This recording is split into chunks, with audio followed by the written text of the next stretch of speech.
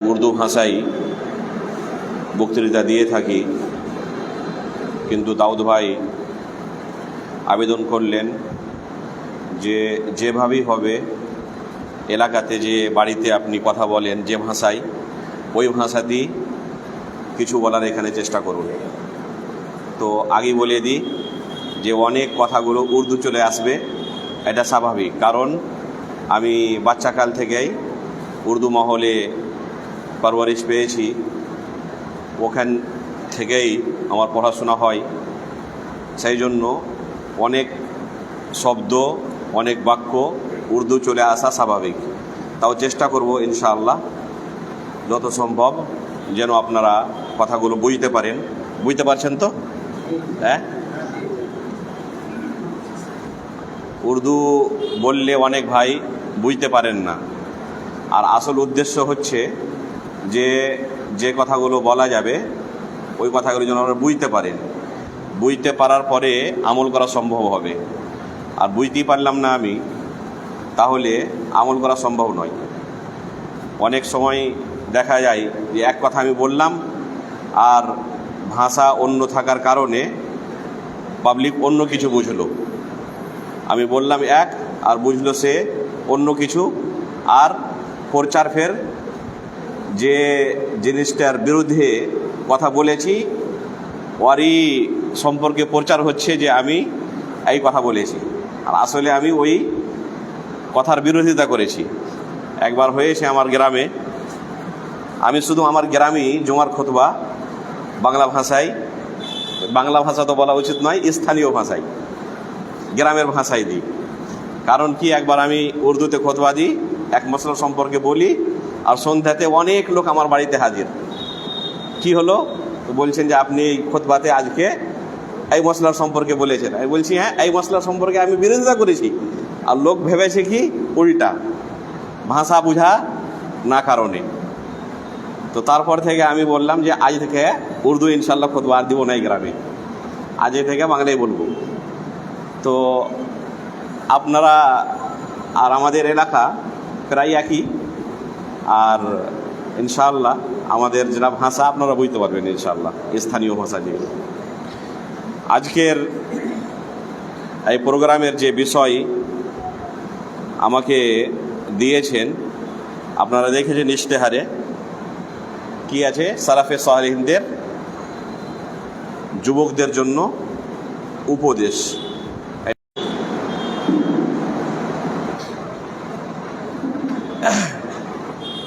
যুবকদের জন্য যেগুলো উপদেশ আছে সালাফে সালেহিনদের, তো এই উপদেশগুলো শুধু যুবকদের জন্য নয়, আসলে প্রত্যেকটা মানুষের জন্য। ওর বয়স যৌবনকালে থাকে, কিংবা সে বয়স হয়ে যাক প্রায় 50 বছর, 60 বছর, কিংবা তার চেয়েও বেশি, যতদিন পর্যন্ত মানুষ এই পৃথিবীতে থাকবে ততদিন পর্যন্ত শরীয়তের উপরে তাকে আমল করতে হবে। আর যেগুলো উপদেশ আজকে আমি কিছু উল্লেখ করব ইনশাআল্লাহ, তো এইগুলো সালাফে সালেহিন যদিও যুবকদেরকে ক্ষেত্রে বলেছেন, কিন্তু আমল সবাইকে করতে হবে এইভাবে। রাসূলুল্লাহ সাল্লাল্লাহু আলাইহি ওয়াসাল্লাম এক হাদিসে বলেন, ইগতানিম খামসান কাবলা খামসিন, শাবাবাকা কাবলা হারামিক, ওয়া সিহহাতাকা কাবলা সাকামিক, ওয়া গিনাকা কাবলা ফাকরিক, ওয়া ফারাগাকা কাবলা শুগলিক, ওয়া হায়াতাকা কাবলা মাউতিক। 5টি জিনিসকে খুবই গনিমত মনে করিও, 5টি জিনিস আসার আগে। ইগতানিম খামসান কাবলা খামসিন, 5টি জিনিস আছে, এই জিনিসগুলোকে গনিমত মনে করিও 5টি জিনিস আসার আগে। এই 5টি জিনিস কি? প্রথম নম্বরে বলছেন শাবাবাকা কাবলা হারামিক, বুড়ো হওয়ার আগে, যেটা যৌবনকাল, যখন তুমি জোয়ান থাকবে, এই অবস্থাটাকে গনিমত মনে করিও। কারণ কি, যখন তুমি বুড়ো হয়ে যাবা, অনেক ধরনের আমল ইচ্ছা থাকলেও করতে পারবে না। অনেক বুড়ো লোকের পক্ষ থেকে অভিযোগ আসে যে আমি নামাজ পড়তে পারছি না, চেয়ারে বসে নামাজ পড়তে পারি কি পারি না, কিংবা আমার উজু বারে বারে ভেঙে যায়, রমজান মাসে রোজার সম্পর্কে অনেক প্রশ্ন আছে, হজ করতে পারছে না, সে কীভাবে হজ করবে, ওর ইচ্ছা হচ্ছে আমল করার কিন্তু আমল করতে পারছে না, ওর শরীর তার সাথ দিচ্ছে না। তো এই জন্য রাসূলুল্লাহ সাল্লাল্লাহু আলাইহি ওয়াসাল্লাম উপদেশ দিচ্ছেন, নসিহত করছেন, ইগতানিম খামসান কাবলা খামসিক। প্রথম নম্বরে বলছেন শাবাবাকা কাবলা হারামিক, বুড়ো হওয়ার আগে যেটা তোমার যৌবনকাল, এই সময়টাকে গনিমত মনে করো। দ্বিতীয় নম্বর সিহহাতাকা কাবলা সাকাবিক, যতক্ষণ পর্যন্ত তুমি সুস্থ আছো এই সুস্থর অবস্থাটাকে রোগ হওয়ার আগে আগে তুমি গনিমত মনে করিও। কারণ কি, যখন তক তুমি সুস্থ আছো ভালোভাবে আমল করতে পারবে, আর যখন তুমি কোনো রোগে গ্রস্ত হয়ে গেলে তখন তোমার কাছে অনেক রুকাওয়াট চলে আসবে, বাধা চলে আসবে, আমল করতে পারবে না। কোনো এক লোক যদি ক্যান্সারের রোগী হয়ে যায়, গ্যাসের রোগী হয়ে যায়, রমজান মাসে রোজা করতে পারবে না। ওর শরীর আছে, প্রায় বয়স 20 বছর 30 বছর হয়েছে, কিন্তু কোনো রোগে গ্রস্ত হয়ে গেছে, সে আমল করতে পারছে না, ইচ্ছা করলেও সে আমল করতে পারবে না। তো যতদিন পর্যন্ত সে বান্দা ভালো ছিল, আল্লাহ ওকে সুস্থতা দান করেছিল, তখন কি সে নিজের সময়টাকে গনিমত মনে করেছিল না করেনি? যদি সে সময়টাকে সে গনিমত মনে করে আমল করে থাকে আর কোনো বাধার কারণে সে আমল করতে পারছে না, তাহলে আল্লাহ রাব্বুল আলামিন ওর নিয়তের উপরে তাকে তার নেকি দান করবেন। তৃতীয় নম্বর, আল্লাহ রাসূল সাল্লাল্লাহু আলাইহি ওয়াসাল্লাম বলছেন গিনাকা কাবলা ফাকরিক, যখন তোমার কাছে ধন দৌলত আছে তো এই ধন দৌলতকে, এই মালকে তুমি গনিমত মনে করো। হতে পারে যে ভবিষ্যতে তোমার কাছে নাও থাকতে পারে, তুমি ফকির হয়ে যেতে পারো। এক বান্দা সকালে সে রাজা হয়ে সকাল করলো, হতে পারে যে সন্ধ্যা হতে হতে সে ফকির হয়ে যাবে। আল্লাহ রাব্বুল আলামিন এক ফকিরকে বাদশা করতে পারেন, আর এক বাদশাকে ফকিরও করতে পারেন। আল্লাহ রাব্বুল আলামিনের নিকট এটা অতি অল্প কাজ, খুব বড় কাজ নয়। আপনি দেখেন 1-2 বছর আগে, প্রায় খুব বেশি সময় হয়নি, আমাদের পার্শ্ববর্তী দেশে শেখ হাসিনা সকালে ছিলেন কি প্রাইম মিনিস্টার, রাষ্ট্রপ্রধান, কিন্তু সন্ধ্যা হতে হতে নিজের জান নিয়ে পালিত হলো দেশ ছেড়ে। তো আল্লাহ রাব্বুল আলামিন এক বাদশাকে, এক রাজাকে, এক রাষ্ট্রপ্রধানকে সকালে সে রাষ্ট্রপ্রধান হয়ে আছে, সন্ধ্যাতে হতে পারে যে তাকে জান নিয়ে পালিত হবে। তো যতক্ষণ পর্যন্ত তোমার কাছে ক্ষমতা আছে, ধন দৌলত আছে, টাকা পয়সা আছে, তো এই অবস্থাটাকে গনিমত মনে করো। হতে পারে যে আগামীকাল তোমার কাছে নাও থাকতে পারে, ওই জন্য এই পয়সা কিভাবে আমি উপার্জন করছি, আয় করছি, আর কিভাবে ব্যয় করছি, এটাকে সবসময় লক্ষ্য রাখতে হবে। চতুর্থ নম্বর জিনিস, রাসূলুল্লাহ সাল্লাল্লাহু আলাইহি ওয়াসাল্লাম বলছেন ফারাগাকা কাবলা শুগলিক, তুমি যদি এখন তোমার কাছে সময় আছে, বিজি নাই তুমি, তো এই সময়টাকে খুবই তোমার নিকট মূল্যবান মনে করো, গনিমত মনে করো। তুমি যদি ব্যস্ত হয়ে যাও, বিজি হয়ে যাও, তো ব্যস্ত থাকার কারণে মানুষ অনেক কাজ চেষ্টা থাকলেও, ইচ্ছা থাকলেও করতে পারে না। আজকে দার্স হয়েছে, মনে করেন কোনো লোক ব্যস্ত হয়ে আছে, বসতে পারলো না, সে ওর ইচ্ছা হচ্ছে আমিও বসতাম, আমিও কিছু শুনতাম, এই আমার নামায়ে আমালে, আমার নেকির খাতায় কিছু আমার নেকি অ্যাড হয়ে যেত, ওর ইচ্ছা হচ্ছে, কিন্তু ব্যস্ত এমন হয়ে আছে যে সে বসতে পারলো না। এই ধরনের ব্যস্ততার কারণে মানুষ অনেক কাজ ইচ্ছা থাকলেও করতে পারে না। তো যতক্ষণ পর্যন্ত তোমার ব্যস্ততা নাই, তোমার কাছে অবসর আছে, সময় আছে, এই সময়টাকে গুরুত্বপূর্ণ মনে করো, মূল্যবান মনে করো, গনিমত মনে করো। কারণ কি, সব সময় যে তোমার কাছে এই ধরনের অবসর থাকবে এটা হবে না। ব্যস্ত হবেই মানুষ, কখন নিজের শরীর নিয়ে ব্যস্ত হয়ে যেতে পারে, হতে পারে নিজের আত্মীয় স্বজন নিয়ে ব্যস্ত হয়ে যাবে, কিংবা আরও অন্য কোনো কাজে ব্যস্ত হয়ে যাবে। এই ব্যস্ততার কারণে সে অনেক আমল, অনেক ইবাদত ইচ্ছা করবে যে করব আমি, কিন্তু করতে পারবে না ব্যস্ততার কারণে। আর শেষে আল্লাহ রসুল সাল্লাল্লাহু আলাইহি ওয়াসাল্লাম বলছেন, ও হায়াতাকা কাবলা মাউতিক, মৃত্যু আসার আগে তোমার এই নিজের জীবনটাকে তুমি গনিমত মনে করো। মৃত্যু আসার আগে এই জীবনটাকে গনিমত মনে করো, আল্লাহ রসুল সাল্লাল্লাহু আলাইহি ওয়াসাল্লাম বলছেন। কারণ কি, যে একবার এই জীবনটা খতম হয়ে যাওয়ার পরে আর দ্বিতীয় জীবন কিন্তু ঘুরে পাওয়া যাবে না। যে চলে গেল, ওর বয়স 10 বছর হোক কি 20 বছর হোক, 30 বছর হোক, 50 বছর হোক, যার জীবন খতম হয়ে গেল আর কিন্তু দ্বিতীয়বার ঘুরে আসবে না। হাসান বসরি রাহিমাহুল্লাহ, এক তাবেঈ, 110 বছর 110 হিজরিতে উনার মৃত্যু হয়। কেবারে তাবেঈর মধ্যে এক জানাজায় শরীক হয়েছেন। আগাদিকে জানাজা রাখা আছে, মাইয়িত রাখা আছে, এখনই জানাজার নামাজ হবে। ওনার পার্শ্বে এক ভাই দাঁড়িয়ে আছেন, জানাজার জন্য অপেক্ষা করছেন। ওনাকে জিজ্ঞেস করছেন হাসান বসরি রাহিমাহুল্লাহ যে এই মৃত ব্যক্তিটাকে যদি আবার আল্লাহ রাব্বুল আলামিন দ্বিতীয়বার এই পৃথিবীতে পাঠান আর বলেন যে তোমার কাছে এই কয়েকদিন সময় আছে, তোমাকে সময় দেওয়া হলো, আবার তোমার 1 সপ্তাহ পর, 2 দিন পর, 4 দিন পর ফের তোমাকে মরতে হবে, ফের আসতে হবে। দ্বিতীয়বার যদি আসতে পাই এই পৃথিবীতে আর কিছু সময় পাই, তো এই দ্বিতীয়বার আসার পরে ওই সময়টুকু কিভাবে সে খরচ করবে? হাসান বসরি রাহিমাহুল্লাহ নিজের এক ভাইকে, যে জানাজার জন্য দাঁড়িয়ে আছেন, জিজ্ঞেস করছেন যে এই মৃত ব্যক্তিটাকে যদি দ্বিতীয়বার আল্লাহ রাব্বুল আলামিন সুযোগ দেন এইভাবে পৃথিবীতে ফিরে আসা, তো বাকি সময়টুকু কিভাবে সে ব্যয় করবে? তো ওই ভাই উত্তর দিচ্ছেন যে 1 মিনিটও আল্লাহর ইবাদত বান্দেগি ছাড়া উনি ব্যয় করবেন না।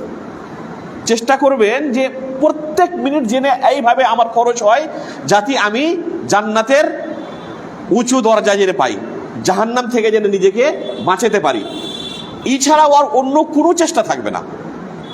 পৃথিবীতে কি হচ্ছে কি না হচ্ছে, কোন দেশে কি হলো, ওর কিন্তু আর কোনো ওই ধরনের কোনো ধ্যান থাকবে না। পার্লামেন্টে কি হলো, রাজ্যসভাতে কি হলো, লোকসভাতে কি হলো, ওর কিন্তু আর কোনো ধ্যান থাকবে না। একদিন ওর কাছে সময় আছে, জানছে যে আগামীকাল আমি মারা যাবো, আল্লাহ রাব্বুল আলামিন দ্বিতীয়বার আমাকে পৃথিবীতে পাঠাচ্ছেন, তো এই একদিন ওই প্রচেষ্টা করতে যাবে না? ওই আল্লাহর ইবাদতের চেষ্টা করবে যে আমি যতটা পারবো আমার নিজের আখিরাতকে আমি কিন্তু উদ্ধার করে নিই, জাহান্নাম থেকে যেন পরিত্রাণ পেয়ে যাই। কিয়ামতের দিন কি হবে? আল্লাহ রাব্বুল আলামিন কোরআনে কি বলেছেন? ইয়াউমা ইয়াফিরুল মারউ মিন আখিহি ওয়া উম্মিহি ওয়া আবিহি ওয়া সাহিবাতিহি ওয়া বানি। কিয়ামতের দিন দেখবে না যে আমার দেশের অবস্থা কি হলো, গ্রামের অবস্থা কি হলো, আমার ভাই, আমার বাবা, আমার স্ত্রী, আমার ছেলে কোথায় আছে, ওদের অবস্থা কি আছে, দেখতে কেউ যাবে না। কিন্তু আল্লাহ তাআলা কোরআনে বলছেন ইয়াউমা ইয়াফিরুল মারউ মিন আখিহি ওয়া উম্মিহি ওয়া আবিহি, শুধু নিজের জন্য সে পেরেশান থাকবে, কিভাবে আমি জাহান্নাম থেকে পরিত্রাণ পেয়ে যাবো। এছাড়া অন্য কিছু লক্ষ্য নয়, আর শুধু একমাত্র এটাই লক্ষ্য। তো ওই ভাই বলছেন যে এইভাবে সে পার করার চেষ্টা করবে যে কোনো রকম যেন আমি জাহান্নাম থেকে পরিত্রাণ পেয়ে যাই, জান্নাতে যেন আমি প্রবেশ পেয়ে যাই। এছাড়া অন্য কোনো কাজে 1 মিনিটও ওই খরচ করতে চাইবে না। তো হাসান বসরি রাহিমাহুল্লাহ ওনাকে বলছেন যে ওই লোকটা কিন্তু দ্বিতীয়বার আসতে পাবে না, তোমার কাছে এখনো এই সুযোগটা আছে। ওই লোকটা আল্লাহ যে বিধান করেছেন পৃথিবীর মরে যাওয়ার পরে, মৃত্যু হয়ে যাওয়ার পরে যে দ্বিতীয়বার কেউ আর ফিরে আসবে দুনিয়াতে আমল করার জন্য, এটা হবে না ওর সাথে। কিন্তু যে কথাটা ওর সম্পর্কে তুমি এখন বললে, ওই সুযোগটা কিন্তু তোমার কাছে এখনো আছে। তুমি জানছো না কবে হবে মৃত্যু, কিন্তু ওর তো নির্দিষ্ট একটা সময় আল্লাহ রাব্বুল আলামিন বেঁধে রেখেছেন, মরতে তো হবে। এরকম তো নয় যে সারা জীবন তুমি এখানে থেকে যাবা। যতদিন তোমার বয়স হয়ে যাক না কেন, কিন্তু একদিন এই পৃথিবী ছেড়ে যেতে হবে।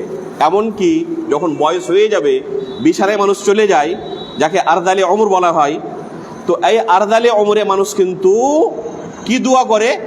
তাড়াতাড়ি আল্লাহ মৃত্যু হোক দিয়ে এই কষ্ট থেকে যেন আমি পরিত্রাণ পাই, আখিরাতের জীবন আমার শুরু হয়ে যাক। মানুষ এক বয়সে পৌঁছে যাওয়ার পরে দুনিয়ার লোভ খতম হয়ে যায়। তখন ওই ওর আত্মীয় স্বজন বিছানায় পড়ে আছেন 2 বছর 4 বছর থেকে, বিছানায় পেচ্ছাপ পায়খানা সব কিছু করছেন, ওইও নিজে চায় না যে আমার কিছু আরো বয়স বেশি হোক, না ওর আত্মীয় স্বজন কেউ চায়। যখন সব ধরনের এলাজ মুআলাজা সব কিছু করার পরে আর কোনো আশা থাকে না ভালো হওয়ার, তখন মানুষ নিজে চায় যে আমি এই দুনিয়া ছেড়ে চলে যাই ইজ্জতের সাথে। তো এই পৃথিবীর জীবনটা আমার খতম হবে নিশ্চিত, এতে কোনো সন্দেহ নাই। তো যখন জানছো যে আল্লাহ রাব্বুল আলামিন একটি নির্দিষ্ট সময় ধারণ করে দিয়েছেন আমাকে ছেড়ে যেতে হবে এই দুনিয়ায়, তো ওর সম্পর্কে যে তোমার এখন মন্তব্য ছিল এই মাইয়িতের সম্পর্কে, এই ধরনের তুমি নিজের বাকি জীবনটা কি করো, খরচ করার চেষ্টা করো যে আমার এই বাকি জীবনটা আমি শুধু ওই মাত্র কাজে ব্যস্ত করব, খরচ করব, যাতে আল্লাহ রাব্বুল আলামিন আমার দ্বারা সন্তুষ্ট হবেন, নিয়েকে যেন আমি জাহান্নাম থেকে পরিত্রাণ নিতে পারি আর জান্নাতে যেন আমি প্রবেশ করতে পারি। আওয়াজ যাচ্ছে তো পিছন দিকে, শুনতে পাচ্ছেন তো? তো রাসূলুল্লাহ সাল্লাল্লাহু আলাইহি ওয়াসাল্লাম এই হাদিসটিতে কি বললেন, পাঁচটি জিনিস আসার আগে খুবই গনিমত মনে করিও, গুরুত্বপূর্ণ মনে করিও। তার মধ্যে একটি কি বললেন, হায়াতাকা কাবলা মাউতিক, শেষ নম্বর, যে তোমার জীবনটাকে মৃত্যু আসার আগে তুমি গনিমত মনে করিও। এই জীবনের কথা যে আল্লাহ রাসূল সাল্লাল্লাহু আলাইহি ওয়াসাল্লাম বললেন, হায়াতাকা, হায়াতের সম্পর্কে বললেন, তো এই হায়াতের মধ্যে কি যৌবনকালটা নাই? বাচ্চাকাল থেকে মৃত্যু হওয়া পর্যন্ত অতি যৌবনকালও আসছে। তো যখন হায়াত বলেই দিলেন, তো আলাদাভাবে প্রথম নম্বরে শাবাবাকা কাবলা হারামিক কেন বললেন? তার মানে কি, যে এটা সবচেয়ে জীবনের মধ্যে হচ্ছে গুরুত্বপূর্ণ সময় যৌবনকালটা, এর চেয়ে আপনার গোল্ডেন পিরিয়ড জীবনে নাই।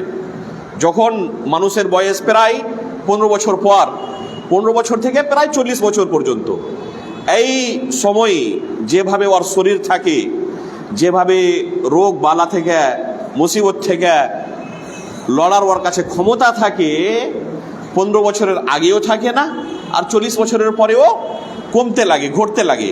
অনেক ধরনের রোগ বালা মুসিবত ওর জীবনে অ্যাড হতে থাকে, নতুন নতুনভাবে রোগ আসতেই থাকে। আজকে এক রোগ থেকে ভালো হলো, আগামীকাল অন্য কোনো রোগ চলে এলো। রোগও যদি না থাকে, ব্যস্ততা চলে আসবে জীবনে, বিবাহ হবে, বাচ্চাকাল হবে, ছেলেপিলে হবে, ওর সামাজিক একটা দায়িত্ব আসবে, অনেক লোক তার আন্ডারে হবে, ওকে টাকা কিছু উপার্জন করতে হবে, বাড়ি করতে হবে, বাচ্চাদের বিবাহর ওকে পরিকল্পনা করতে হবে, অনেক ধরনের ব্যস্ততা চলে আসবে। কিন্তু এই জীবনটা যেটা আছে প্রায় 15 বছর থেকে 40 বছর পর্যন্ত, এটা হচ্ছে আসল গোল্ডেন পিরিয়ড। আর এই অবস্থাটা খাস করে এই 15 বছর থেকে 25 বছর 30 বছর পর্যন্ত একটা মানুষের আসল ওর দিক হয়, কিন্তু নির্দিষ্ট হয় যে সে ভালো হবে না খারাপ হবে। এই অবস্থাটাতে যদি নিজেকে সামলে নিতে পারলো, সে কোনো ভুল কদম না উঠেতে যদি যায়, একদম সঠিক রাস্তায় যদি চলে, তাহলে ওর শেষ জীবন পর্যন্ত ইনশাল্লাহ সে ঠিকভাবে থাকবে। আর এই পিরিয়ডটা, এই সময়টা যদি ওর নষ্ট হয়ে যায়, কোনো এই ধরনের বন্ধু বান্ধব পেয়ে গেল যে জান্নাত থেকে ওকে দূরে করতে লাগলো, তাহলে কিন্তু তারপরে যে আবার সে সামলে যাবে আর ফের সঠিক রাস্তায় ফিরে আসবে, হতে পারে, কিন্তু টাফ, কঠিন কাজ। আসল মানুষের একটা যে মেন্টালিটি তৈরি হয়, ওর জীবন তৈরি হয় এই সময়টাতে, 15 বছর পর থেকে প্রায় 25 বছর পর্যন্ত। এই 10 বছরের সময় আছে, এই 10 বছরের সময়টা খুবই গুরুত্বপূর্ণ সময়। ওই জন্য এই সময়ের সম্পর্কে, এই ধরনের যুবকদের সম্পর্কে সালাফে সালেহীন অনেক নাসিহাত করেছেন, অনেক উপদেশ দিয়েছেন। এই অল্প সময়ে এশার আজান কয়টাতে হয়? এশার আজানের সময় 8:45, প্রায় 40-45 মিনিট সময় আছে। ইনশাআল্লাহ আমি কিছু সালাফে সালেহীনদের ওসিয়তগুলো, কিছু নাসিহাগুলো আপনাদের কাছে তুলে ধরব, যে ওসিয়াগুলো, যে নাসিহাতগুলো ওনারা যুবকদের করেছেন। প্রথম কথা, সালাফে সালেহীন থেকে কি বুঝেন? কারা সালাফে সালেহীন? সালাফে সালেহীন এই শব্দটির অর্থ হচ্ছে যে যে ভালো লোকগুণ যারা সঠিক রাস্তায় চলেছেন, আমাদের পূর্বে এই দুনিয়া থেকে চলে গেছেন, ওরা হচ্ছেন আমাদের জন্য সালাফ। ওরা হচ্ছেন আমাদের জন্য সালাফ। প্রথম নম্বরে সালাফে সালেহিনে কে আসবেন? সাহাবায়ে কেরাম। এক নম্বরে সাহাবায়ে কেরাম, দ্বিতীয় নম্বরে তাবেঈন, তারপরে তাবেঈন, তারপরে যারা এসেছেন এই পৃথিবীতে আর সঠিক রাস্তায় চলেছেন। আল্লাহ রাব্বুল আলামিন যে রাস্তায় চলতে বলেছেন, ইহদিনাস সিরাতাল মুস্তাকিম, আমরা প্রত্যেক নামাজে দোয়া করি আল্লাহর কাছে যে আল্লাহ সঠিক রাস্তা আমাদেরকে দেখান। তো এই সঠিক রাস্তায়, সিরাতে মুস্তাকিমে, সরল পথে যারা চলেছেন, এদের রাস্তায়, এই রাস্তায় যারা আর পৃথিবী থেকে চলে গেছেন, এদেরকে সালাফে সালেহিন বলা হয়। তো এক নম্বরে সালাফে সালেহিনে কারা অন্তর্ভুক্ত হবেন? সাহাবায়ে কেরাম। এক নম্বরে সাহাবায়ে কেরাম, তারপরে তাবেঈন, তারপরে তাবেঈন, এরা হচ্ছেন আমাদের সালাফ। আবু সাঈদ খুদরি রাদিয়াল্লাহু তাআলা আনহু এক যুবককে দেখে একদিন বলেন, মারহাবান বিওয়াসিয়্যাতি রাসূলিল্লাহি সাল্লাল্লাহু আলাইহি ওয়াসাল্লাম, আওসানা রাসূলুল্লাহ সাল্লাল্লাহু আলাইহি ওয়াসাল্লাম আন নুওয়াসসি আলাকুম ফিল মাজলিস ওয়া আন নুফহিমাকুমুল হাদিস ফাইন্নাকুম খুলুফুনা ওয়া আহলুল হাদিস বা'দানা। আবু সাঈদ খুদরি রাদিয়াল্লাহু তাআলা আনহু এক সাহাবী, উনি এক যুবককে দেখে বলছেন যে তোমাকে আমি স্বাগত জানাই, রাসূলুল্লাহ সাল্লাল্লাহু আলাইহি ওয়াসাল্লাম তোমাদের সম্পর্কে আমাদেরকে অনেক ওসিয়ত করে গেছেন। আর আল্লাহ রাসূল সাল্লাল্লাহু আলাইহি ওয়াসাল্লাম আমাদেরকে তার মধ্যে একটি ওসিয়ত এই করেছিলেন যে যখন কোনো মজলিস হবে, তো মজলিসে তোমাদের জন্য যেন জায়গা নির্দিষ্টভাবে থাকে। কোনো মজলিস হবে, মজলিসের মধ্যে যুবকদের জন্য যেন জায়গা থাকে, যুবকরা যেন থাকে মজলিসের মধ্যে। আর নুওয়াসসি আলাকুম ফিল মাজলিস, তোমাদের জন্য আমরা ভালোভাবে জায়গা করে দিই। ওয়া আন নুফহিমাকুমুল হাদিস, আর যে হাদিসগুলো আল্লাহ রসুল সাল্লাল্লাহু আলাইহি ওয়াসাল্লামের কাছে আমরা শুনেছি, এই হাদিসগুলো ভালোভাবে তোমাদেরকে যেন বুঝিয়ে দিই। তার মানে কি, যে দিন আল্লাহ রসুল সাল্লাল্লাহু আলাইহি ওয়াসাল্লামের কাছে আমরা শিখেছি, ওই দিনটা যেন তোমাদের কাছে আমরা পৌঁছে দিই। ফাইন্নাকুম খুলুফুনা ওয়া আহলুল হাদিসি বা'দানা, আমাদের পরে তোমরা এই পৃথিবীতে থেকে যাবা, সারা জীবন আমরা থাকবো না এখানে, একদিন আমাদেরকে এই পৃথিবী ছেড়ে যেতে হবে। আর আমাদের পরে আগামী জেনারেশনকে, যারা আসবে পরে, ওদেরকে দিনকে শিখাবে, তোমরা শিখাবে। এইভাবে তোমরাও একদিন ছেড়ে চলে যাবা, আর তোমরাও এইভাবে এই ইলমটাকে নিজের পরের জেনারেশনকে এইভাবে দিয়ে দিবে, দিয়ে তারপরে এইভাবে কন্টিনিউ সিলসিলা জারি থাকবে কিয়ামত পর্যন্ত। যত লোক আসবে এইভাবে আহলুল হাদিস, যারা কি বললেন, ওয়া আহলুল হাদিসে বা'দানা, আমাদের পরে তোমরা হচ্ছ কি আহলুল হাদিস। আহলুল হাদিস কাকে বলা হয়? এই আসারে আবু সাঈদ খুদরি রাদিয়াল্লাহু তাআলা আনহু নিজের ছাত্রদেরকে কি বলছেন যে তোমরা আমাদের পরে আহলুল হাদিস, মানে আমরাও আহলুল হাদিস, তোমরাও আহলুল হাদিস, আমাদের পরে আহলুল হাদিস তোমরা হবে। তো আহলুল হাদিস শব্দটি উনি ব্যবহার করলেন। আমরা নিজেকে আহলুল হাদিস বলি, কি বলি আমরা নিজেকে? আহলে হাদিস বলি না? আহলে হাদিস শব্দটির দুটি অর্থ, একটি হচ্ছে আম অর্থ আর একটি হচ্ছে খাস অর্থ। যেটি খাস অর্থ, ওর মানে হচ্ছে যে যারা আল্লাহ রসুল সাল্লাল্লাহু আলাইহি ওয়াসাল্লামের হাদিস নিয়ে রিসার্চ করেন, হাদিস শুনেন, হাদিসের দেরাসা করেন, রিসার্চ করেন, শিখেন কোনটি হাদিস সহিহ, কোনটি হাদিস জয়ীফ, এই হাদিসের অর্থ কি।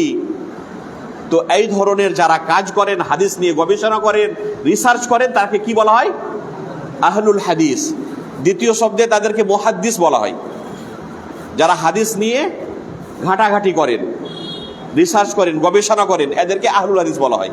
এটি হচ্ছে খাস এর অর্থ। এই শব্দটির খাস অর্থ হচ্ছে যে যারা হাদিস নিয়ে ঘাটাঘাটি করেন। আর দ্বিতীয় আম অর্থ হচ্ছে আহলুল হাদিস শব্দটির যে যারা সাহাবা একরাম যে মানহাজের উপরে ছিলেন, যে দিন আকিদার উপরে ছিলেন, কিয়ামত পর্যন্ত যে কোনো মানুষ ওই মানহাজের উপরে থাকবে, ওই হচ্ছে আহলুল হাদিস। সে হাদিস সম্পর্কে কিছু জ্ঞান রাখে কিংবা না রাখে, এতে কিছু পার্থক্য পড়ে না। ওই যদি সাহাবা একরামের মানহাজের উপরে থাকে আর ওর কোনো বিষয়বস্তু অন্য কিছু থাকে, সে ইঞ্জিনিয়ার আছে, সে ডক্টর আছে, কিংবা পড়ালেখা করেনি, সে জাহিল আছে, অজ্ঞ আছে, সে কোনো ইলম অর্জন করেনি, কিন্তু ওর আকিদা, ওর মানহাজ কি সালাফে সালেহিন, সাহাবা একরাম, তাবেঈন এজাম যে আকিদার উপরে ছিলেন, যে মানহাজের উপরে ছিলেন, যে দিনের উপরে কায়েম ছিলেন, ওই আকিদাকে ফলো করার চেষ্টা করছে, ওই মানহাজকে ফলো করার চেষ্টা করছে। সে যদি পড়ালেখা নাও জানে, তাও তাকে কি বলা হবে? আহলুল হাদিস বলা হবে। কারণ কি? সে হচ্ছে সালাফে সালেহিনদের মানহাজের উপরে চলনেওয়ালা। তো যে সালাফে সালেহিনের মানহাজের উপরে চলবে ওকে আহলুল হাদিস বলা যাবে। তো এই আসারে উনি কি বলছেন যে আহলুল হাদিস বাদানা, আমাদের পরে তোমরা হবে আহলুল হাদিস, তোমরাই পরের জেনারেশনকে এইভাবে দিন শিক্ষা দিবে, ওদেরকে দিন শিখাবে যে এইভাবে তোমরা যদি আমল করো তাহলে আল্লাহর নিকট তোমরা পরিত্রাণ পাবে, জান্নাত পাবে, না হলে জাহান্নাম যেতে হবে। তো আবু সাঈদ খুদরি রাদিয়াল্লাহু তাআলা আনহু এই আসারটিতে এক যুবককে এইভাবে নসিহত করলেন।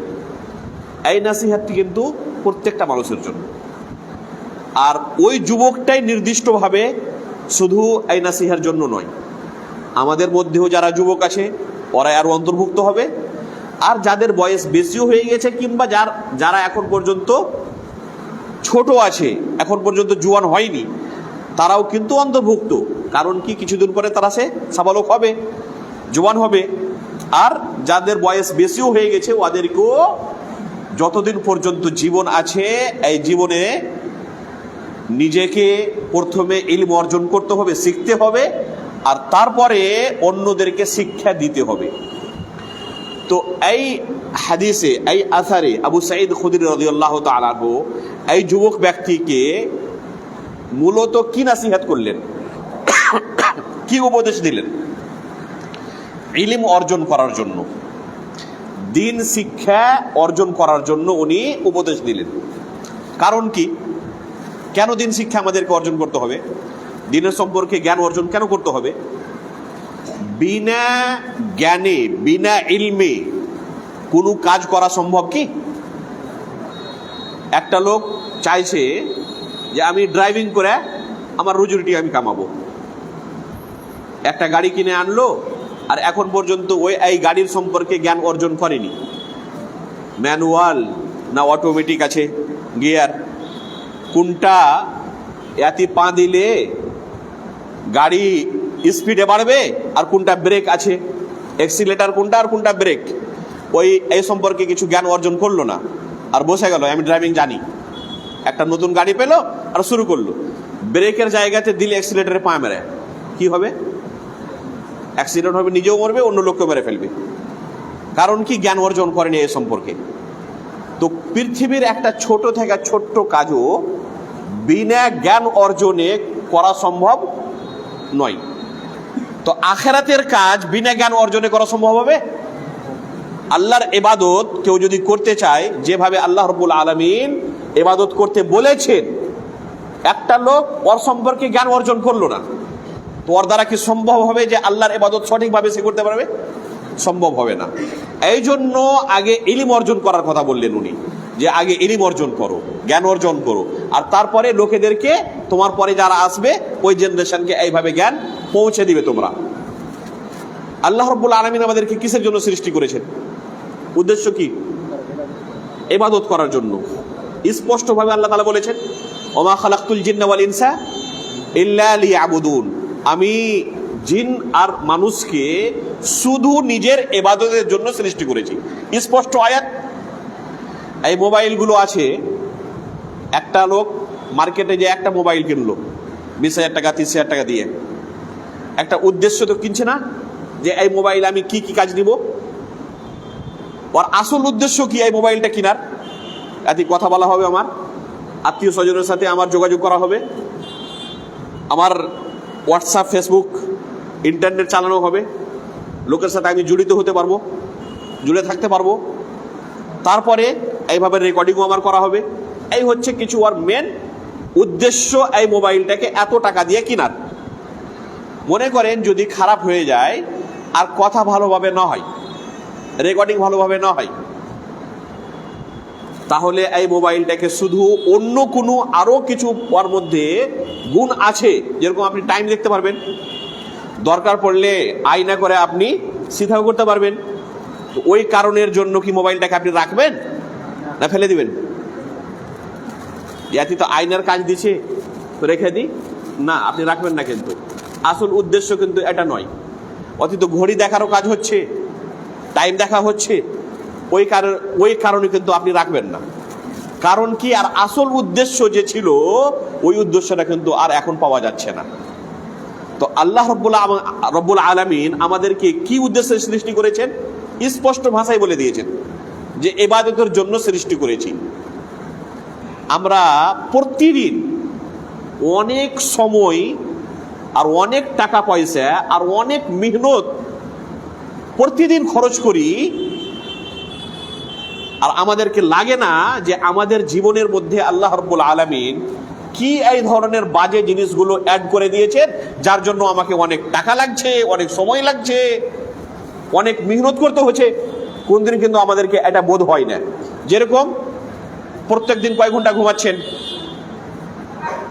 প্রায় 6 ঘন্টা 7 ঘন্টা ঘুমাচ্ছেন না? যখন আপনি ঘুমিয়ে থাকছেন তো আপনার এই সময়টা পুরোটা নষ্ট হয়ে যাচ্ছে, আপনি কোনো কাজ করতে পারছেন না। কোনোদিন কি এইভাবে লাগছে যে আমার 6 ঘন্টা 7 ঘন্টা প্রতিদিন নষ্ট হয়ে যাচ্ছে, সেই জন্য ঘুমাবো না আজকে থেকে? করতে পারবেন কি? কোনোদিন কি এটা বোধ হচ্ছে যে এই কারণে আমার জীবনে একটা এমন বাজে কাজ যোগ করে দেওয়া হয়েছে যার কারণে আমার জীবনটা নষ্ট হয়ে গেল? লাগছে কি? লাগে না। আপনাকে প্রতিদিন খাবারের জন্য অনেক পয়সা খরচ করতে হচ্ছে, করতে হয় নাকি? কোনোদিন কি লাগছে যে খাবারের জন্য এত টাকা আমার খরচ হয়ে গেল, বাজে আমার খরচ হয়ে গেল? যদি খাবারের দরকারই না থাকতো তাহলে এত টাকা আমার বেঁচে যেত। খাবারের জন্য অনেক সময় লাগছে, পেচ্ছাপ পায়খানা করার জন্য অনেক সময় চলে যাচ্ছে। কোন লোককে কি এখন পর্যন্ত দেখেছেন যে পেশাব পায়খানার জন্য অনেক সময় লেগে যাচ্ছে, ওই জন্য রুমই পেশাব পায়খানা করে দিব, নিজের বিছানায় করে দিব, আমি যাব না টয়লেট? কোন লোক করবে কি? করবে না। কারণ কি, এইভাবে যদি না করে তাহলে অনেক ক্ষতি হয়ে যাবে। ওকে স্পষ্টভাবে সে বুঝতে পারছে যদি আমি খাবার ছেড়ে দিই 1 দিন 2 দিন 3 দিন তো কি হবে, আমি রোগী হয়ে যাব, আমার শরীর কিন্তু আর সাথ দিবে না। যদি 2 দিন আমি না ঘুমাই তাহলে কিন্তু আমার শরীর আর চলবে না, থাকতে পারবো না, আমি রোগী হয়ে যাব, মৃত্যু হইতে পারি। খাবার যদি আমি ছেড়ে দিই তো আমার মৃত্যু হইতে পারে। আমি যদি বিছানায় পেচ্ছাপ পায়খানা করে দিই তো থাকতে পারবো না দুর্গন্ধে। সেই জন্য এই জিনিসগুলোতে প্রতিদিন অনেক সময়, অনেক টাকা, অনেক মেহনত সে খরচ করছে, আর ওকে কোনো কষ্ট হয় না এই ধরনের খরচ করতে। কিন্তু আসল কি এই উদ্দেশ্য আল্লাহ রাব্বুল আলামিন ওকে সৃষ্টি করেছিলেন? এই উদ্দেশ্যে কিন্তু সৃষ্টি করেননি। আসল উদ্দেশ্য কি? যে আল্লাহর জেনেছে ইবাদত করে। এই ইবাদতের জন্য ওই কতটুকু খরচ করলো, কতটুকু মেহনত করলো, আর কতটুকু নিজের সময় দিল, নিজেকে জিজ্ঞেস করুক। যেটা আসল উদ্দেশ্য ছিল ওকে নামাজের জন্য 5 টাইমে আসতে হচ্ছে, ওকে লাগছে যে আমি কোনো আল্লাহর উপরে ইহসান করছি, অনেক টাইম দিয়ে দিলাম আমি, আর আমাকে ফল চাই। ওকে লাগছে নিজেকে যদি আল্লাহ রাস্তায় 2 পয়সা খরচ করে তো লাগছে যে আমি কোনো ইহসান করলাম, আমার নিজের পয়সা ছিল আমি দিয়ে দিলাম। কিন্তু খাবারে খরচ করছে, ওকে লাগছে না। যে কোনো খাবার খেতে থাকতে পারে, জীবিত হবে, মরে যাবে না। কিন্তু যদি পয়সা থাকে তো চেষ্টা কি করছে, সবচেয়ে ভালো খাবারটা মার্কেট থেকে কিনে আনবে, সবচেয়ে ভালো হোটেলে খাবে। ওর কাছে পয়সা আছে তো সবচেয়ে ভালো বাড়ি যেন আমার হয়। যে কোনো বাড়িতে সে জীবিত থাকতে পারবে, কিন্তু পয়সা খরচ করছে আর ওকে ভালো মনে হচ্ছে যে আমার কাজে লাগলো পয়সাটা। কিন্তু আল্লাহর রাস্তায় ইবাদতের ক্ষেত্রে যখন পয়সা খরচ হচ্ছে তো ওকে লাগছে যে একটা বাড়তি কোনো খরচা হয়ে গেল আজকে আমার। এই খরচাটাতে আমি কোনো এহসান করলাম দেখে মনে হচ্ছে ওকে। ওকে যদি দিন শিক্ষার জন্য কিছু টাইম লাগছে, মাগরিব থেকে এশা পর্যন্ত বসতে হলো, আমি যে অন্য কিছু কাজ করতাম তো আমার এই সময়টা বরবাদ হয়ে গেল লাগছে। ঘুমাচ্ছে প্রতিদিন 6 ঘন্টা 7 ঘন্টা, আগে লাগে না যে আমি আমার সময়টা বরবাদ হলো, কিন্তু দিন শিক্ষার জন্য আল্লাহর ইবাদতের জন্য আমার কিছু সময় চলে গেল, তো ওকে কি লাগছে যে আমার এই সময়টা বরবাদ হয়ে গেল, আমার এই সময়টা চলে গেল, নষ্ট হয়ে গেল। কিন্তু আসল এই সময়টাই ওর কাজে লাগলো। যে রাস্তা, যে পয়সাটা আল্লাহর রাস্তায় খরচ করলে আসল এটাই ওর কাজে লাগলো। কিন্তু কারণ কি, এই জীবনটা খতম হয়ে যাবে। ও যদি খাবার ছেড়ে দেয়, ঘুমানো ছেড়ে দেয়, আরো অন্য জিনিসগুলো ছেড়ে দেয়, তো ওর ক্ষতি কি হবে? খুব বেশি তো সে রোগগ্রস্ত হয়ে যাবে, রোগী হয়ে যাবে, কিংবা মারা যেতে পারে। এই চেয়ে বড় কোনো তো ক্ষতি হবে না না। কিন্তু আল্লাহর ইবাদত যদি ছেড়ে দেয়, রমজান মাস পার হয়ে গেল, রোজা রাখলো না, নামাজের টাইম হলো, নামাজ পড়লো না, আল্লাহর ইবাদত ছেড়ে দিল। আল্লাহ ওর উপরে যাকাত ফরজ করেছেন, যাকাত দিল না, খেয়ে নিল নিজে, তো এর ক্ষতি কি হবে? এরভাবে চিন্তা করেছেন কি? এর ক্ষতিটা হচ্ছে যে সারা জীবন জাহান্নামের আগুনে কিন্তু আপনাকে পড়তে হবে। এই ক্ষতিটা এই অন্য জিনিসগুলো ছেড়ে দিলে যে ক্ষতি হতো, ওর চেয়ে অনেক বেশি। আপনি যদি আপনার বিছানায় পেশা পায়খানা করে দেন, তো কি ক্ষতি হবে? দুর্গন্ধ আসবে, এটাই না ক্ষতি হবে? সেই জন্য আপনি কোনোদিন এই কাজটা করছেন না। কিন্তু ইবাদত ছেড়ে দিলে যে আপনার ক্ষতি, জাহান্নামে আপনাকে পড়তে হবে, এই ক্ষতিটা ক্ষতি মনে হচ্ছে না। ওই জন্য ওর জন্য যদি দিন শিক্ষার জন্য কিছু আমাকে টাকা পয়সা খরচ করতে হয়, সময় খরচ করতে হয়, কিছু মেহনত লাগে, তো আমাকে অনেক কষ্ট হয়। ওই জন্য এই আসল উদ্দেশ্য আমার এই পৃথিবীতে থাকার, জীবিত থাকার এই উদ্দেশ্যটা ভালোভাবে করলেন, জেনেলেন। যখন আপনি এইভাবে কোনো জিনিসকে চিন্তা করতে লাগবেন, তখন কিন্তু ইবাদত করতে আপনাকে কষ্ট হবে না, তখন আপনাকে ইন্টারেস্ট হবে, খুশি হবে যে আমার কিছু কাজ তো লাগলো। এক ঘটনা পড়েছিলাম এক সোশ্যাল মিডিয়াতে, আল্লাহ আলাম এটা সত্য কোনো ঘটনা কোনো লোকের সাথে হয়েছিল না, এইভাবে নসিহাত করার জন্য কেউ লিখেছে তৈরি করে ঘটনা। বাহরহাল ঘটনাটা কি, এক অফিসার নিজের অফিস যাচ্ছে, তো রাস্তাতে দেখছে যে এক নতুন কোনো মৌসুমের ফল, যেরকম গরমের সময় কিছু ফল আসে, কিছু বর্ষার সময় কিছু ফল আসে, যেগুলো মৌসুমি ফল, কোনো ফল নতুন এসেছে মার্কেটে, আর খুবই তখন দাম বেশি থাকে। নতুন নতুন যখন মার্কেটে আসে, ওর কাছে পয়সার কোনো কমি নাই। কিছুটি ফল কেনার পরে নিজের ড্রাইভারকে দিল যে আমি তো এখন অফিস যাচ্ছি, তুমি এই ফলটি আমার বাড়ি পৌঁছে দিও, যখন আমি আসবো অফিস খতম করে ছুটি হবে তখন এসে খাবো। আর ড্রাইভারকে দিল, পৌঁছে দাও, ড্রাইভার পৌঁছে দিল। আর যখন অফিসের টাইম খতম হয়েছে, বাড়ি ফিরে আসছে, দেয়া জিজ্ঞাসা করছে যে ড্রাইভার কি কিছু দিয়েছিল? বলছে হ্যাঁ দিয়েছিল, তো ফল অনেকটি, তো কই দাও? তো আপনার জন্য রাখা হয়নি, বাচ্চারা সব খেয়ে নিল। ভেবেছি যে আপনি তো ওখানে আশা করি খেয়ে নেবেন, তো আপনার জন্য উঠিয়ে রাখা হয়নি। একটা ঘটনা, শুধু একটা ছোট মোটো একটা ঘটনা। এই লোকটা ভাবলো যে পৃথিবীতে আমি এইভাবে খরচ করছি যাদের জন্য, ওরা আমার সম্পর্কে কি ভাবছে? এত যে আমি খরচ করছি, তো আমি ওর কি পেলাম? ফল। আমি একটি ফল কিনে দিলাম বাড়ির জন্য, আর আমার জন্যই কিছু থাকলো না। তো এইভাবে আমি একদিন দুনিয়া ছেড়ে চলে যাব। এরকম তো হবে না যে আখেরাতে আমার হাতে যেরকম এখন কোনো একটা আমি ফল পেলাম না, আখেরাতে যাব তো আমার হাতে কিছু থাকবে না। আমি দুনিয়ার জন্য কতটি খরচ করলাম আর আখেরাতের জন্য কতটি খরচ করলাম, এই সম্পর্কে কোনোদিন ভাবিনি। কিন্তু আজকের এই ঘটনাটা আমাকে শিক্ষা দিয়ে দিল যে খরচ করছি খুব খুশি ভাবে, আর আখেরাতের জন্য খরচ করতে খুব কষ্ট হচ্ছে, কিন্তু আসল বাঁচবে ওটাই। এটা খতম হয়ে যাবে, এটা নষ্ট হয়ে যাবে, এটা থাকবে না বেঁচে। কিন্তু হ্যাঁ, যদি মানুষ সৎ উদ্দেশ্য খরচ করে, তো আরও কি পাবে? নিয়ত যদি ওর ঠিক থাকে, যে আর আল্লাহর কাছে আমি বদলা পাবো, নেকি পাবো, তাহলে নিজের পরিবারের উপরে খরচ করলে সে নেকি পাবে। তো আসল উদ্দেশ্য কি, যে মানুষকে চেষ্টা করতে হবে যে আখেরাতে আমার আখেরাতের জন্য আমি কতটুকু কাজ করলাম, আমার শরীরের মেহনত, আমার সময় যে চলে যাচ্ছে, আমার টাকা পয়সা চলে যাচ্ছে, কতটুকু আমি দুনিয়ার জন্য খরচ করলাম আর কতটুকু আখেরাতের জন্য খরচ করলাম। ওই জন্য প্রত্যেকটা লোককে এইভাবে চিন্তা করা উচিত। ইলম অর্জন করা, আল্লাহ রাসূল সাল্লাল্লাহু আলাইহি ওয়াসাল্লাম কি বলেছেন, গ্রামের কিছু ৫-৭টা লোকের উপরে ফরজ না কার উপরে ফরজ? তালাবুল ইলমি ফারিদাতুন আলা কুল্লি মুসলিম। প্রত্যেকটা মুসলমানের উপরে ইলম অর্জন করা, জ্ঞান অর্জন করা ফরজ। কোন ইলম অর্জন করা? জাতি আল্লাহর ইবাদত সঠিকভাবে সে করতে পারে, যেন আল্লাহর ইবাদত। এর মানে এটা নয় এই হাদিসটার যে গ্রামের সবটি মানুষ যে আগামীকাল মাদ্রাসাতে আপনি ভর্তি নিয়ে নেবেন, এর উদ্দেশ্য এটা নয় হাদিসটার। আর এটা সম্ভবও নয় যে সমস্ত মানুষ মাদ্রাসাতে ভর্তি নিয়ে 8 বছর 10 বছর ওখানে পড়বে, এটা সম্ভব নয় সবার দ্বারা।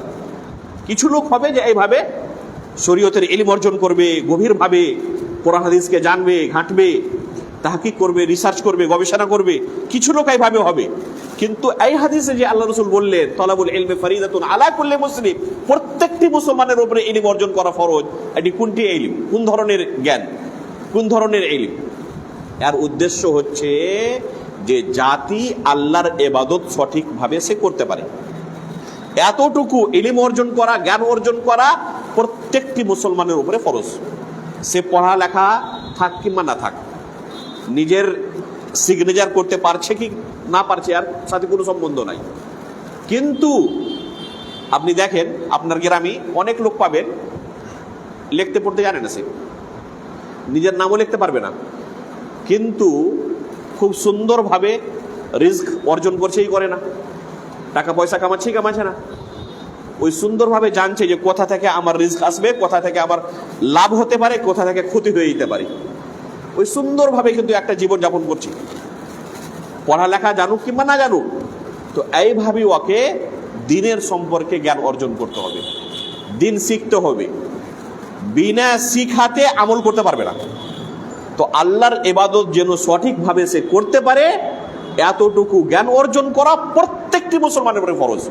কিভাবে ওযু করতে হবে, কিভাবে নামাজ পড়তে হবে, রুকুতে কি দোয়া পড়তে হবে, কিয়ামের অবস্থায় কি দোয়া পড়তে হবে, সিজদাতে কি পড়তে হবে, ওই পড়ালেখা জানুক কিংবা না জানুক, ওকে এই ধরনের জিনিসগুলো শিখতে হবে। ও যদি কবরে যা বলে যে আমি 70 বছর বয়স পেয়েছিলাম, পড়ালেখা করিনি, সেই জন্য আমি জানতাম না যে কিভাবে নামাজ পড়তে হবে, তাশাহুদের দোয়া আমার মুখস্থ ছিল না, জানাজার দোয়া মুখস্থ ছিল না, আমি জানতাম না রমজান মাসে রোজা করতে হয়, রোজার অবস্থাতে খাওয়া পান করা মানা, এটার সম্পর্কে আমার জ্ঞান ছিল না, এইভাবে যদি বলে, তো আল্লাহর কাছে ওর এই উযুর কবুল হয়ে যাবে কি? ওর এই উযুর কিন্তু আল্লাহর কাছে কবুল হবে না। তুমি পৃথিবীর সম্পর্কে সবকিছু জ্ঞান অর্জন করেছিলে, সুই থেকে জাহাজের সম্পর্কে তোমার কাছে জ্ঞান ছিল, কিন্তু আখিরাতের সম্পর্কে তোমার কাছে কিছু জ্ঞান হয়নি। কারণ কি? তুমি এটা গুরুত্বপূর্ণ জিনিস মনেই করনি। যদি এটাকে গুরুত্বপূর্ণ জিনিস মনে করতে তাহলে এর সম্পর্কেও তুমি জ্ঞান অর্জন করতে। তাহলে আল্লাহ রাব্বুল আলামিন কোরআনে কি বলছেন? ইয়ালামুনা যাহিরান মিনাল হায়াতিদ দুনিয়া ওয়া হুম আনিল আখিরাতি হুম গাফিলুন। অনেক লোক পৃথিবীর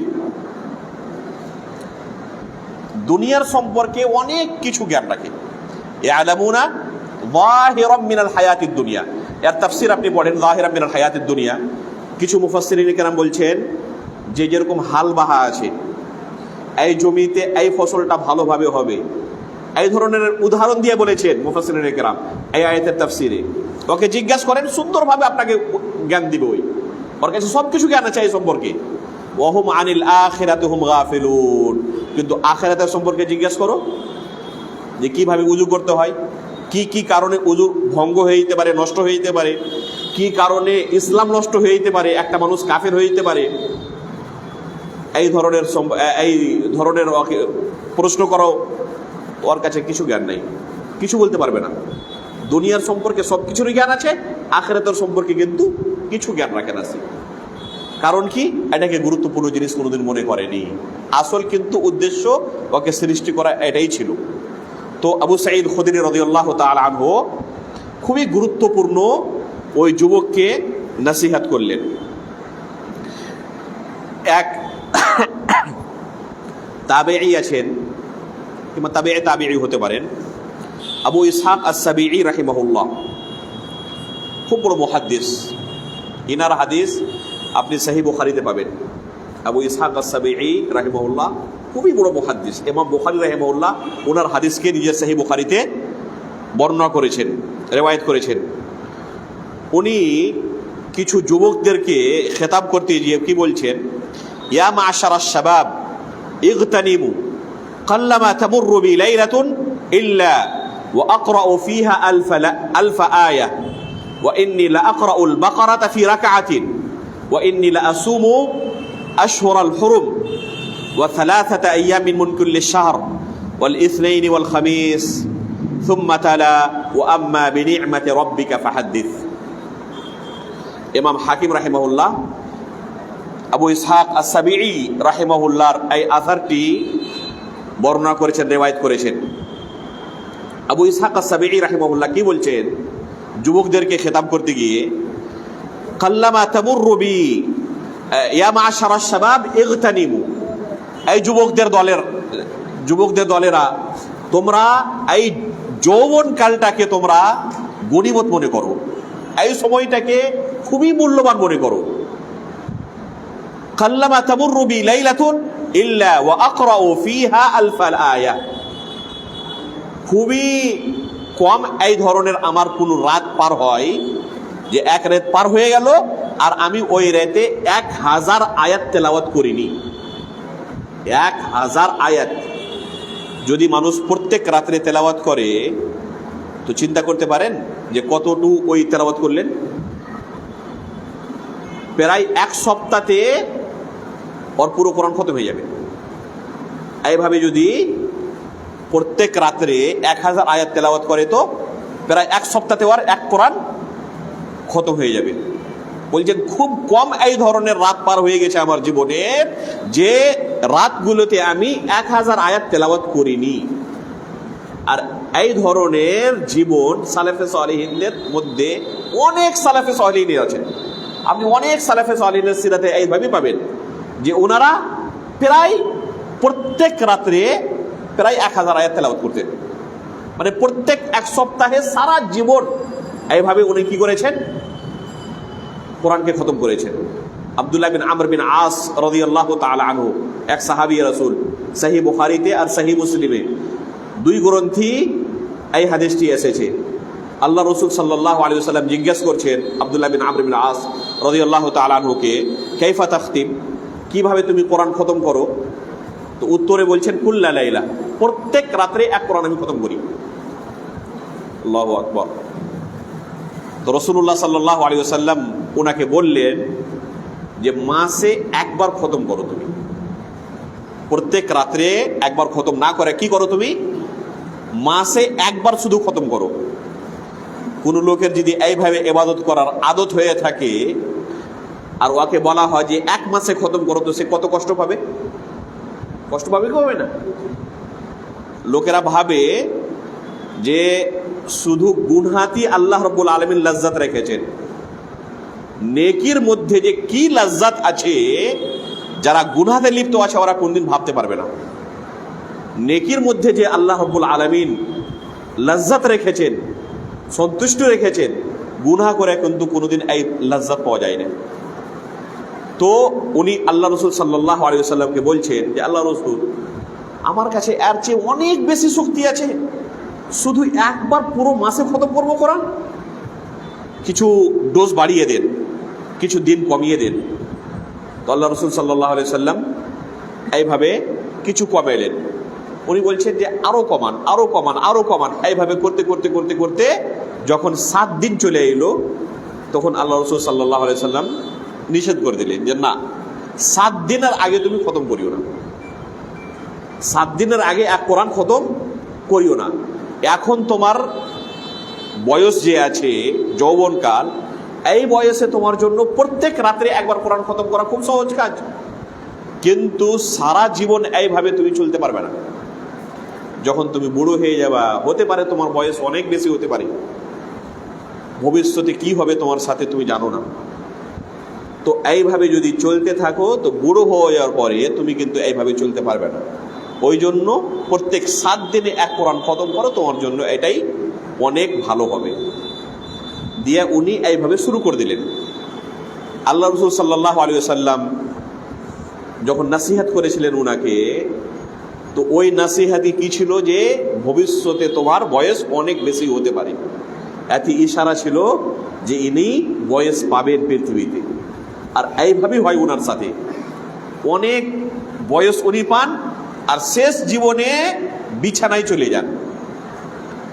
আর যখন বিছানায় চলে যান তখন আফসোস করে বলছেন, লাইতানি কাবিলতু রুখসাতা রাসূলিল্লাহি সাল্লাল্লাহু আলাইহি সাল্লাম, আল্লাহ রসুল আমাকে মাসে একবার খতম করার কথা বলেছিলেন, কাশকে আমি আল্লাহ রসুলের এই রুখসাতকে আমি গ্রহণ করে নিতাম। এখন এই অবস্থায় আমার দ্বারা 7 দিনে একবার কোরআন খতম করা খুব কঠিন হয়ে গেছে, কিন্তু একটা আমল সারা জীবন যে করে এসেছি, এখন বুড়ো অবস্থায় ছেড়ে দিব এই কিন্তু সহ্য হচ্ছে না।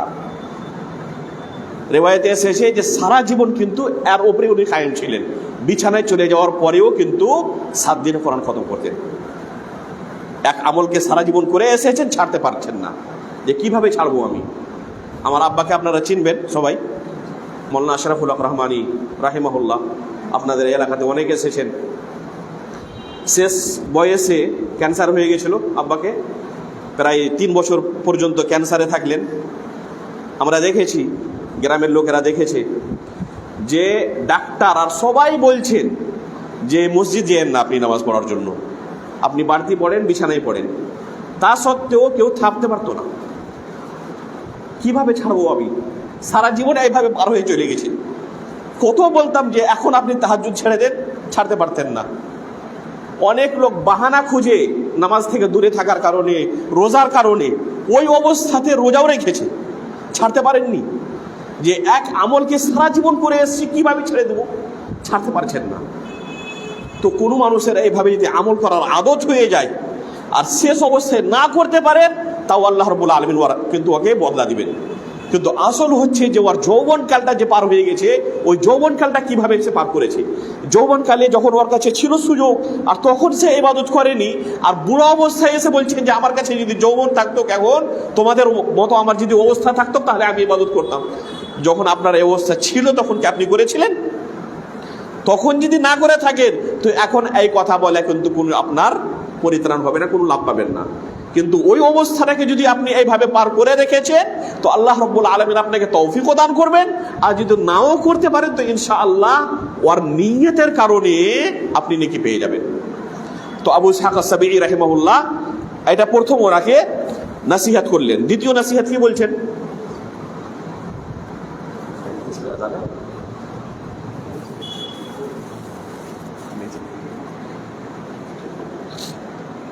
দ্বিতীয় নাসিহাত করছেন, ওয়া ইন্নী লা আকরাউল বাকারাতা ফি রাকাআতিন, যে এক রাকাতে আমি সূরা বাকারা খতম করে দিই। 2.5 পারা আছে তাহাজ্জুদের নামাজে, এক রাকাতে সূরা বাকারা খতম করে দিই আমি। ওয়া ইন্নী লা আসুমু আশহুরাল হুরুম, আর 4টি মাস যেটা আশহুরুল হুরুম আছে ওই 4 মাস আমি রোজা রাখি। ওয়া সালাসাতা আইয়ামিন মিন কুল্লি শাহর, আর প্রত্যেক মাসে 3 দিন রোজা রাখি। ওয়াল ইসনাইন ওয়াল খামিস, আর ইসনাইন ও খামিস ইয়ানি সোমবার আর বৃহস্পতিবার আমি রোজা রাখি। তারপরে উনি এই আয়াতটি পাঠ করেন, ওয়া আম্মা বিনি'মাতি রাব্বিকা ফাহাদ্দিস, আল্লাহ রাব্বুল আলামিন আপনাকে যে নিয়ামতগুলো দান করেছেন এই নিয়ামতগুলো আপনি লোকেদের মধ্যে চর্চা করুন, বর্ণনা করুন। এই আয়াতটি পাঠ করার উদ্দেশ্য কি, যে আমি আপনাদের সামনে নিজের কিছু আমলগুলো বললাম, ফখরের জন্য নয়, রিয়াকারির জন্য নয়। উদ্দেশ্য হচ্ছে যে আপনাদের মধ্যে যেন এইভাবে চেতনা জেগে আসে আর আপনারাও এই ধরনের জন্য আমার অনুসরণ করেন, সেই জন্য বলার আসল উদ্দেশ্য। রিয়াকারীর জন্য নয় যে আমি কত মুত্তাকি পরহেজগার, এই উদ্দেশ্য আমি আপনাদেরকে বলিনি। আল্লাহ আমাকে এক নিয়ামত দিয়েছেন, এই নিয়ামতটাকে আপনাদের সামনে বললাম যে আপনারাও এই ধরনের আগিয়ে আসেন।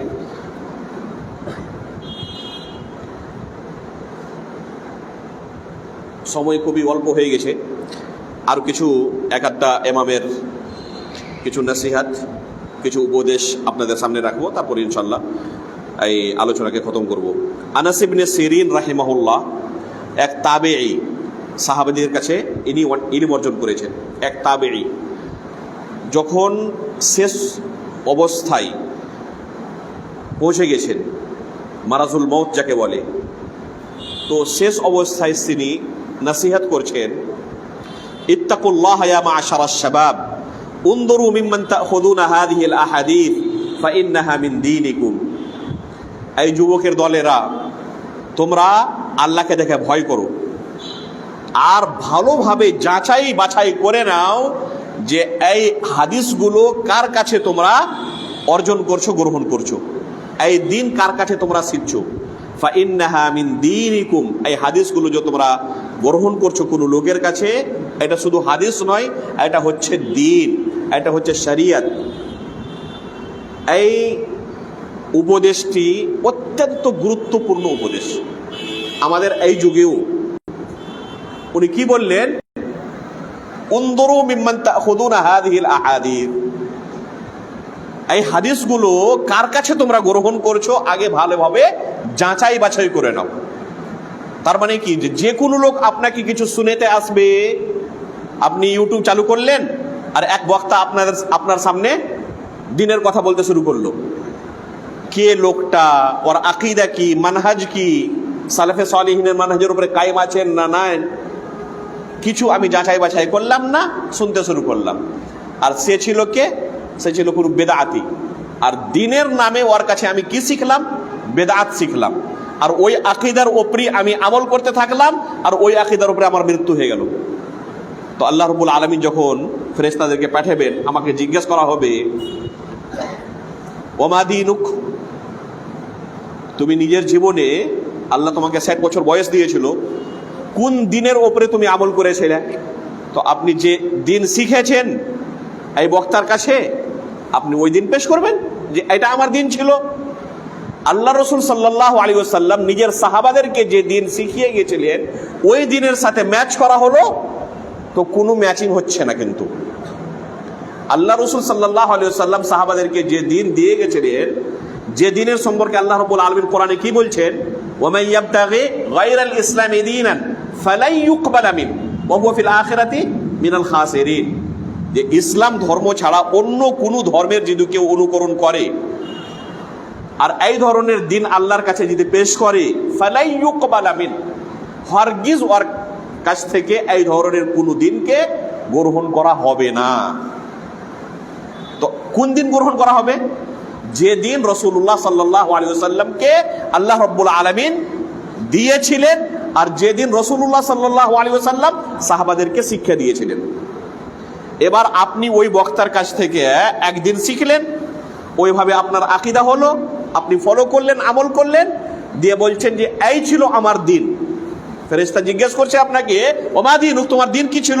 আপনি যে দিনকে ফলো করেছেন পেশ করলেন, ম্যাচিং করা হলো সাহাবায়ে কেরামের কাছে যে দিন ছিল, ওই দিনের সাথে এই দিনটা ম্যাচ হচ্ছে কি হচ্ছে না? তো দেখা গেল কোনো ম্যাচিং নাই, গ্রহণযোগ্য হবে? তার মানে কি, যে যার কাছে আপনি জ্ঞান অর্জন করছেন, দিন শিখছেন, আগে ওকে যাচাই বাছাই করুন যে সে সঠিক দিন আমাকে শিখাচ্ছে না দিনের নামে কোনো বেদাত শিখাচ্ছে আমাকে। এই ধরনের বক্তা আজকে কম নাই, অসংখ্য আছে। আর আমাদের ধরনের অনেক সরদার, অনেক মাদ্রাসার সেক্রেটারি এই ধরনের বক্তাকে দাওয়াতও দেয় লোকেদেরকে উপদেশ দেওয়ার জন্য, লোকেদেরকে দিন শিক্ষা দেওয়ার জন্য। আর লোকেরা এই ধরনের বক্তার কাছে কিন্তু ডুপ্লিকেট দিন শিখে, অরিজিনাল দিন না। অরিজিনাল দিন কোনটা? অরিজিনাল দিন হচ্ছে যে দিন আল্লাহ রসুল সাল্লাল্লাহু আলাইহি ওয়াসাল্লাম সাহাবাদেরকে শিখাচ্ছিলেন, এটি হচ্ছে অরিজিনাল দিন, খাঁটি দিন। আর আপনি শিখলেন ওই বক্তার কাছে কি দিন? ডুপ্লিকেট দিন, তো এই ডুপ্লিকেট দিন কিন্তু আল্লাহর নিকট গ্রহণযোগ্য হবে না। ওই জন্য কি বলছেন, উনদুরু মিম্মান তাখুযুনা হাযিহিল আহাদিস ফাইন্নাহা মিন দীনিকুম, যার কাছে তুমি এই হাদিসগুলো শিখছো আগে ওকে যাচাই করে নাও যে সে সুন্নি না সে বিদআতি, সে আহলে হাদিসের মানহাজের উপরে আছে, সালেফে সালিহিনদের মানহাজের উপরে আছে, অরিজিনাল দিন শিখাচ্ছে না কোনো ডুপ্লিকেট দিন শিখাচ্ছে। এখন হচ্ছে কি যে কোনো লোক দিনের সম্পর্কে জ্ঞানী রাখে না, বাংলা ভাষায়, উর্দু ভাষায়, ইংরেজি ভাষায়, হিন্দি ভাষায় কিছু সেলফ স্টাডি করে নিল, নিজে কিছু মোতালা করে নিল, পড়ে নিল, আর তারপর থেকে দুদিন পর শুরু করে দিচ্ছে এইভাবে লোকেদের কাছে বক্তৃতা দেওয়া। কিছু বক্তৃতা দেওয়ার ভঙ্গিমা আছে, স্টাইল আছে কিছু, হ্যাঁ। আর এইভাবে লোকেরা কি মনে করতে লাগছে যে যে কোনো লোকে স্টেজে দাঁড়াবে না, মেম্বারে যে দাঁড়াবে ওই হচ্ছে আলেম, আর যে যত বেশি ভালোভাবে বলতে পারছে অত বড় আলেম, যে বেশি যত সুরতান করতে পারবে অত বড় আলেম। এটা কিন্তু আসল মাপদণ্ড নয়। আগে আপনাকে যাচাই করতে হবে কথা বলার ওর ভঙ্গিমা স্টাইল কি আছে, এটা দ্বিতীয় নম্বর। আসল হচ্ছে যে যে দিন আপনাকে শিখাচ্ছে সে ওটা খাঁটি অরিজিনাল দিন না ভেজাল মিসাল ডুপ্লিকেট দিন। তো এটা কিন্তু আপনাদেরকেও, আম পাবলিককেও উনি এইভাবে উপদেশ দিচ্ছেন। এই হচ্ছে শেষ উপদেশ। অনেক এই ধরনের উপদেশ আছে, কিন্তু সময় কম থাকার কারণে এখানে ইতি করছি। আল্লাহ রাব্বুল আলামিনের কাছে দোয়া করছি আল্লাহ রাব্বুল আলামিন এই সমস্ত উপদেশের উপরে আমাদেরকে আমল করার তৌফিক দান করেন। আমিন। তাকাব্বাল রাব্বুল আলামিন। ওয়া সাল্লাল্লাহু আলা নাবিয়্যিনা মুহাম্মদ।